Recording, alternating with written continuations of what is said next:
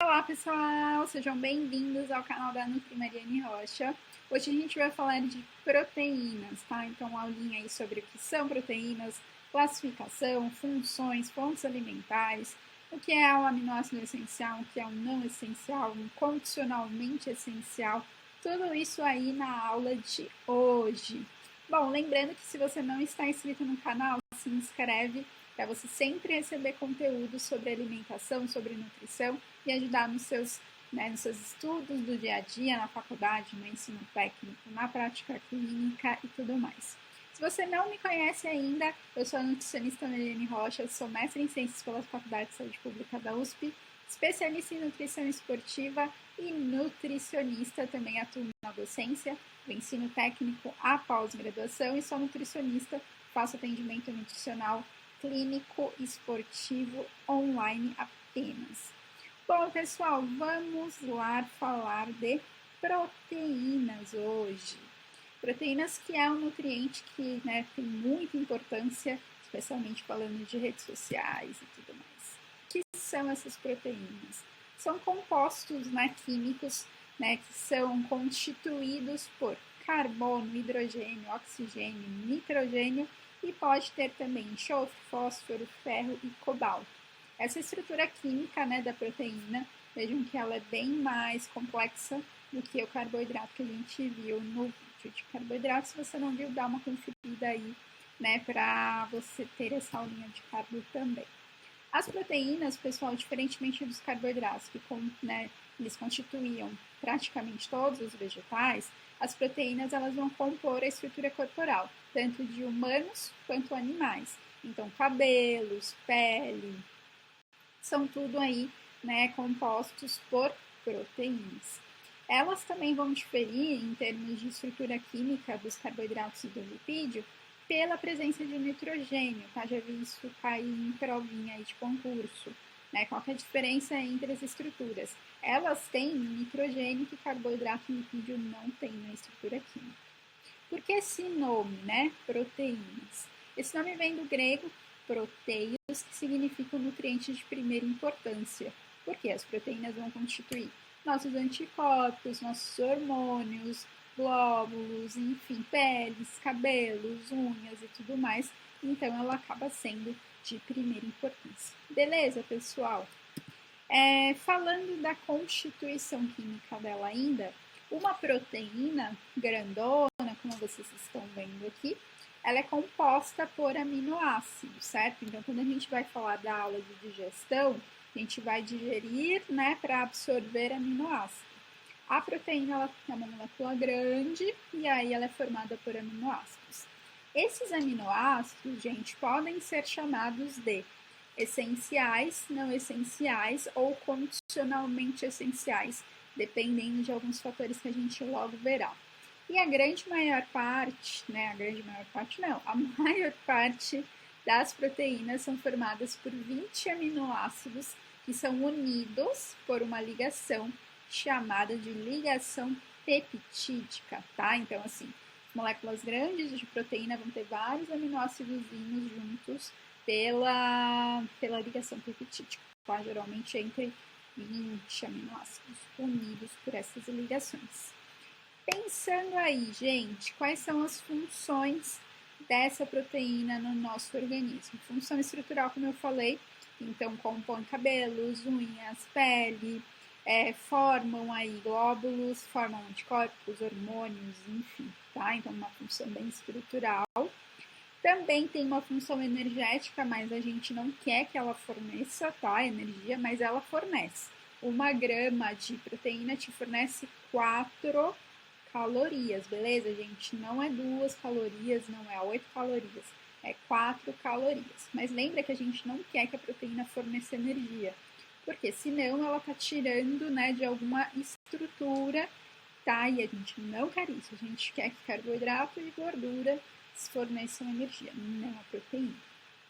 Uma outra função importante das proteínas é a reguladora, ou seja, ela ajuda aí a regular algumas funções no nosso organismo, como carreando gorduras, vocês provavelmente já escutaram falar do LDL, do HDL, que são lipoproteínas que vão carreando aí as gorduras.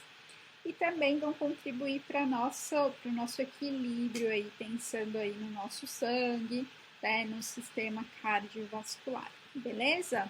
Então, função estrutural, função energética e função reguladora também ela tem, tá? Ainda, né, pessoal, falando em fontes, quais são as principais fontes de proteína?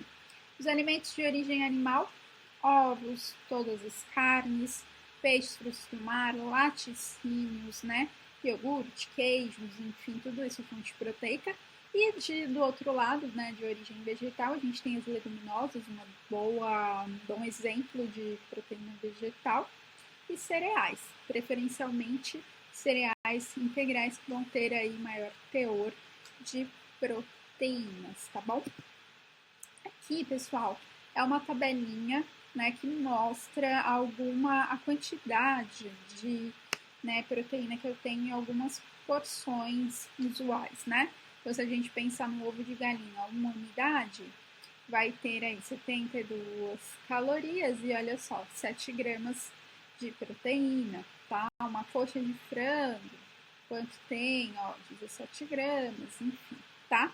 Então, essa tabelinha vocês conseguem verificar ela na tabela da USP e também na tabela ali da Unicamp. E pensando em classificação, né, pessoal? Como que a gente classifica as proteínas? Lembra lá que os aminoácidos eles vão ser ligados pela ligação peptídica para formar uma molécula de proteína. Quando a gente for falar de digestão, a gente também vai falar que essa proteína vai sendo quebrada de pouquinho em pouquinho, né, de bloquinho em bloquinho. Se eu tiver 2 aminoácidos ligados entre si, como é o caso aqui, eu chamo de dipeptídeo. Olha só, lembra do carboidrato? Disacarídeo. Esse di aqui é de 2. Peptídeos, lembra da proteína. 2 aminoácidos ligados entre ele, tá? Pela ligação peptídica. Se eu tiver 3, eu vou chamar de tripeptídeos, tudo bem? Tri, lembra ela do tri, da Copa do Mundo, enfim, foi tricampeão, enfim, tá? 3 vezes campeão, 3 aminoácidos ligados entre si. Se eu tiver muitos, lembra? Escolhe é de muitos. Então, eu vou ter muitos aminoácidos ligados entre eles por uma ligação, por ligações, na verdade, peptídicas, beleza? Dipeptídeo, 2. Tripeptídeos, 3. 4 para mais, eu vou chamar de polipeptídeo, tudo bem? E aí, muitas pessoas ficam confusas nesta parte aqui, a gente vai tirar essa confusão aí de vocês, pessoal. Como classificamos esses aminoácidos? Eles podem ser classificados conforme aí a sua necessidade, né? A necessidade do organismo. A gente tem os essenciais, que são aqueles que o nosso corpo não consegue produzir, não consegue sintetizar. Ou seja, é essencial que a gente obtenha esses aminoácidos pela dieta, pela alimentação, tá? Porque ou o nosso corpo não produz mesmo, ou ele produz, mas a quantidade não é suficiente ainda, tá? Então a gente precisa ingerir pela nossa dieta, tá? Quais são esses aminoácidos essenciais? Eu sei que muita gente decora isso aqui para prova, né? Então, vê lá. Treonina, triptofano, que é muito ligado à sensação de bem-estar, histidina, lisina, leucina, isoleucina, metionina, valina e fenilalanina. Esses, pessoal, o nosso corpo não consegue produzir, tá? Ou produz em quantidade insuficiente. Então, é essencial que a gente ingira pela dieta, pela alimentação. Lembrando aqui, ó, leucina, isoleucina e valina são os aminoácidos aí que muita gente utiliza, por exemplo, na prática de exercício físico, né, o BCAA, sem necessidade, tá, pessoal? Mas depois a gente tem uma aula sobre isso. Tá, então, novamente, treonina, triptofano, histidina, lisina, leucina, isoleucina, metionina, valina, fenilalanina.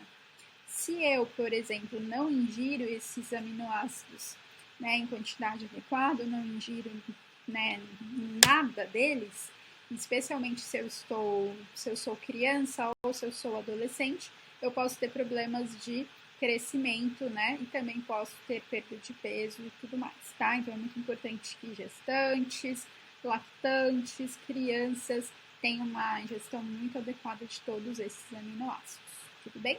Então os essenciais que a gente já falou.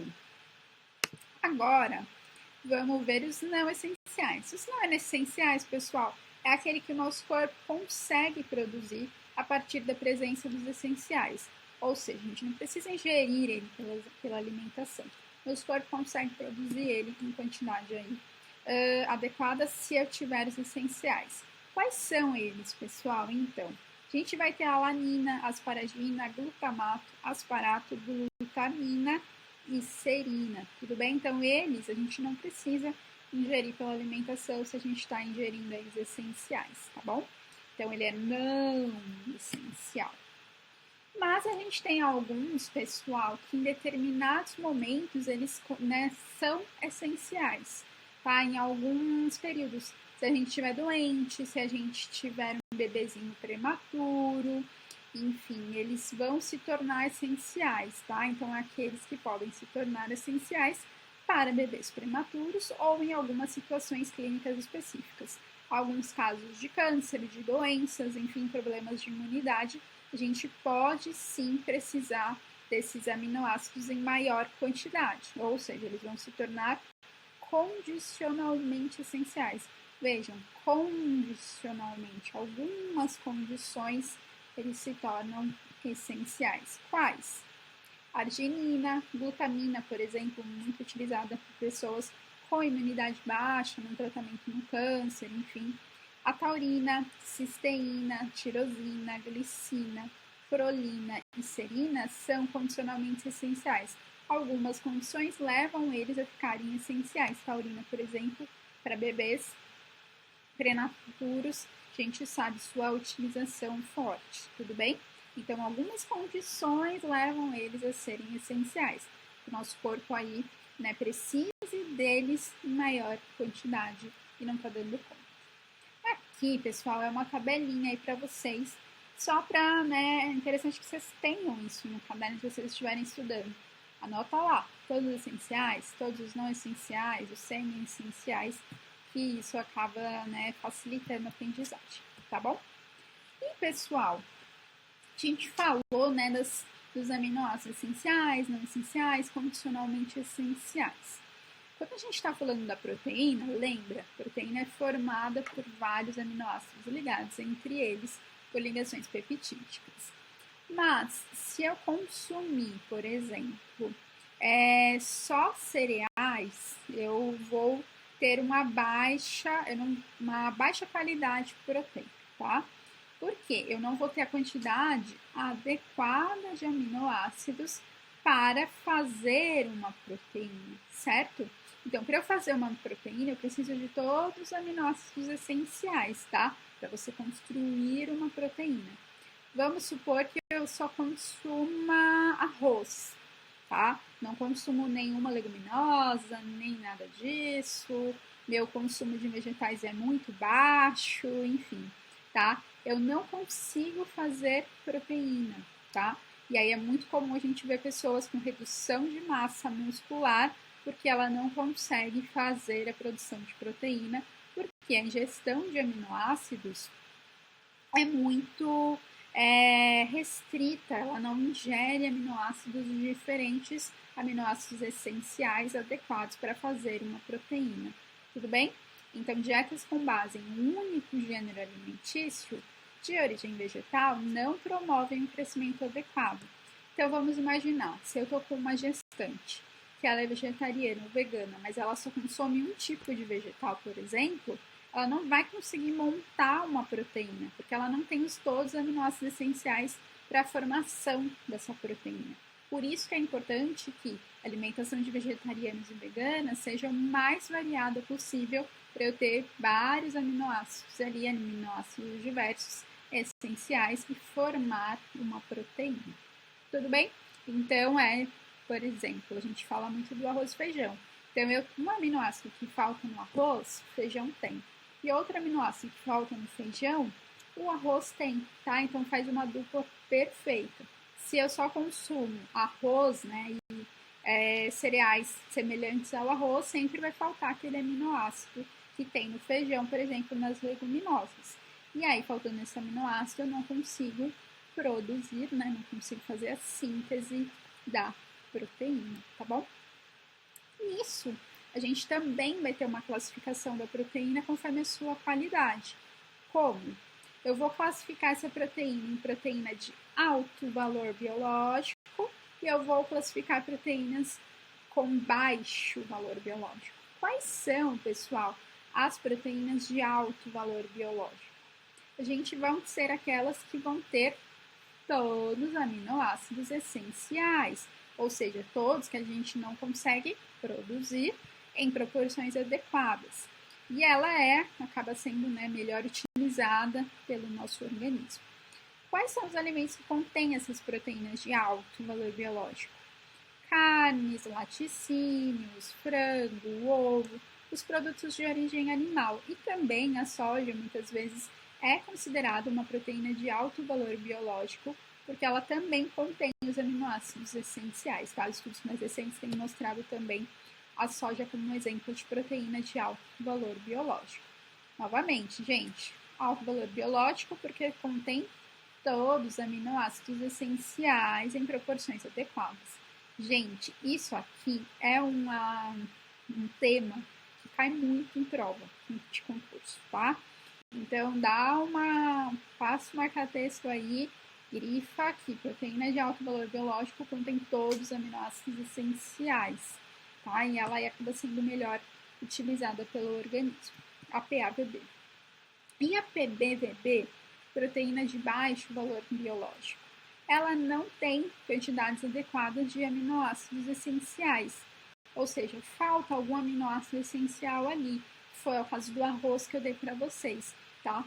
Os alimentos que têm proteínas de origem vegetal, eles acabam apresentando isso. Então, falta algum aminoácido, por isso que eu vou lá, faço uma combinação do arroz e feijão, como eu falei para vocês, para que eu forme uma proteína, né, completa, para fazer a síntese dessa proteína completa, na verdade, tá? Quais são as principais fontes? Leguminosas, os cereais integrais, as próprias oleaginosas também, tá? Mas lembra lá, proteína de baixo valor biológico não possui quantidade adequada de aminoácidos essenciais. Mas a Nutri não tem todos os aminoácidos essenciais. E agora, o que eu vou fazer? Sempre façam combinações, né? Então, combina o vegetal combina o cereal com a leguminosa, combina as folhas com legumes, frutas, com as castanhas, enfim, a gente vai montando, né? Vai fazendo combinações, tá? Se outra proteína vegetal que contém excesso do aminoácido que falta for adicionada à dieta, a combinação da proteína é complementada.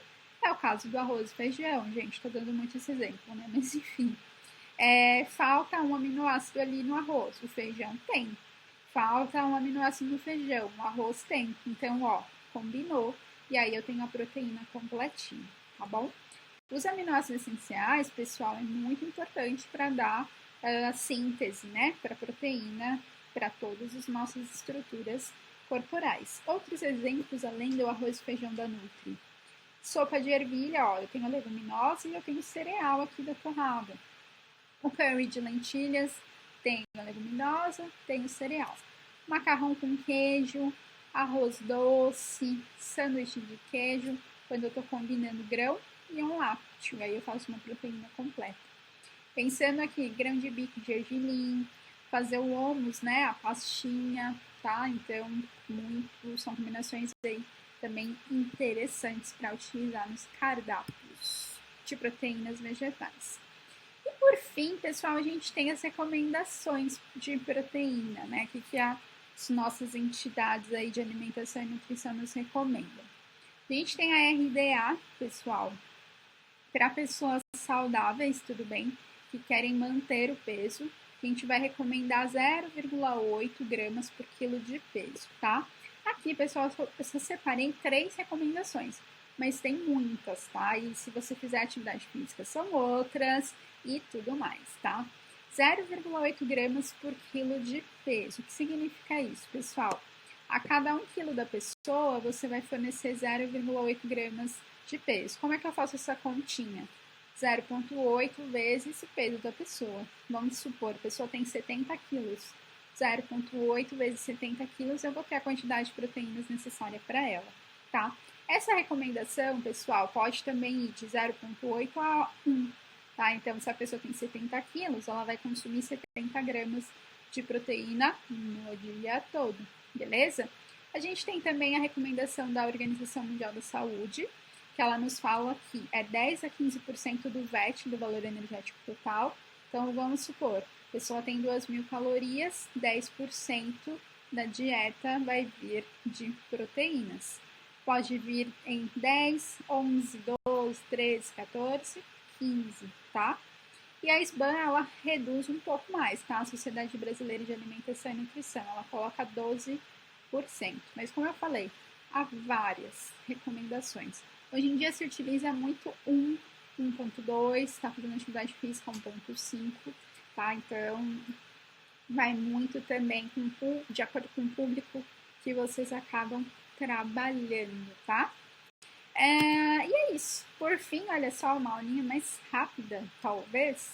A gente acabou de falar de proteínas. Espero que tenha ficado claro o que é a classificação, ou os aminoácidos, né? A proteína de baixa qualidade, proteína de alta qualidade. E se ficar alguma dúvida, comenta aí que eu vou responder para você, beleza? Se você tiver uma sugestão de algum vídeo, algum tema que você queira que eu aborde, também pode colocar aí embaixo, que eu vou adorar ajudar vocês. E novamente, pessoal, não esquece de se inscrever no canal da Nutri, compartilhe esse vídeo com o seu colega e qualquer coisa você também me encontra lá no Insta, no nutri.marianerocha. Obrigada a todos vocês que estão assistindo, estão compartilhando, estão curtindo, isso super me ajuda. É isso, gente, grande beijo!